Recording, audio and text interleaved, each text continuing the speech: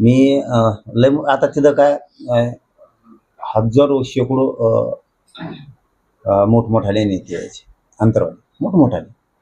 आणि मी रात दिवस त्यांना भेटायचो, त्यांचा सन्मान करायचो. मी कधीच असं म्हणजे दुजाभाव देत नव्हतो, अजिबात देत नव्हतो. आणि राज्यभरातले माणसं मोठे आलेत आणि आपण उगाच त्यांचे हेळसांड करायचे. कारण मी गरिबाचा लेकरू आहे, एक गरिबाचं काम करणारा पोरगा आहे.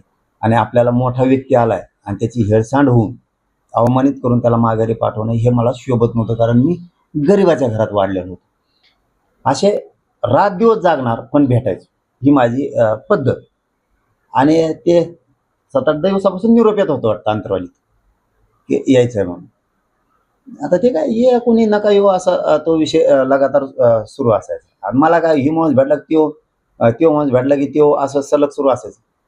ते मला वाटतं अंदाज मला वेळ नाही सांगता येत. आता तुम्ही सविस्तर विचारलं मग मी सविस्तर सांगायला येतं.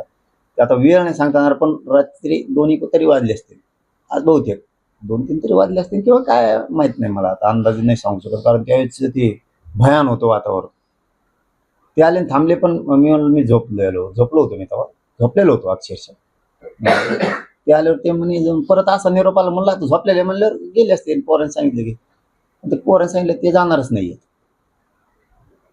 मग पुन्हा उठलो मध्ये. मग मी तर डोळे चोळीतच खाली गेलो. म्हणलं बरोबर नाही, शेवटी एक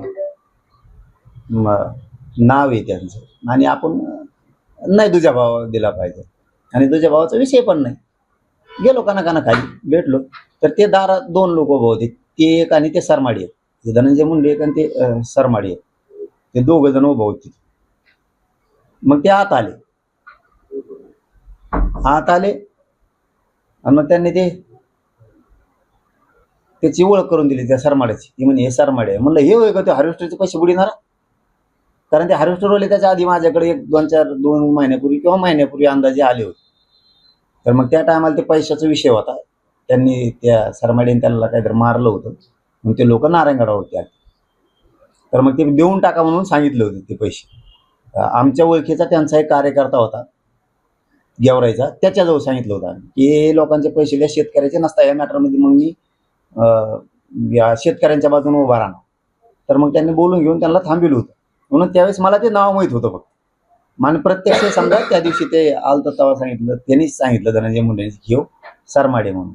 म्हणलं मग हे आहे का तो हार्वेस्टरचे पैसे बुडी द्या. तसं म्हणलं ते सणासच गेलं बाय. असा एवढाच विषय. आणि दुसरं काय, तिथं आल्यावर निवडणुकीच्या टायमाला आल्यावर मग काय असतं सहकार्य, लक्ष ठेवावं. निवडणुकीचं काळे मायावर अन्याय झालता. मायावर ज्यावेळेस अन्याय झालता त्या टायमाला मला मराठ्यांनी मोठं केलं. मला मराठ्याचे साथ पहिल्यापासून, असं तसं हेच विषय. आणि लक्ष ठेवा. आणखीन काय शब्द होता का भाऊ? भेटीनंतर दुसऱ्या दिवशी थांबणार बोलतायत काहीतरी शब्द होता, मला ते आठवण. लक्ष ठेवा. शब्द ते शब्द होता काहीतरी की लक्ष ठेवा ना. आणखीन एक शब्द होता, नाही असा शब्द होता. आणि मी काय कोणालाच हा म्हणत नव्हतं त्या टायमात. म्हणजे की जो त्या अनुभव आहे त्यांना, तेच बाकीच्या नेत्यांना पण. बस एवढंच होतं, बाकी काय नव्हतं. जाऊ द्या ना, सांगितलं तर तेवढंच कशाला ठेवता? हत्ती गेल्याची पुरायला कशाला सांगते? त्या प्रक्रियेत असतच ना.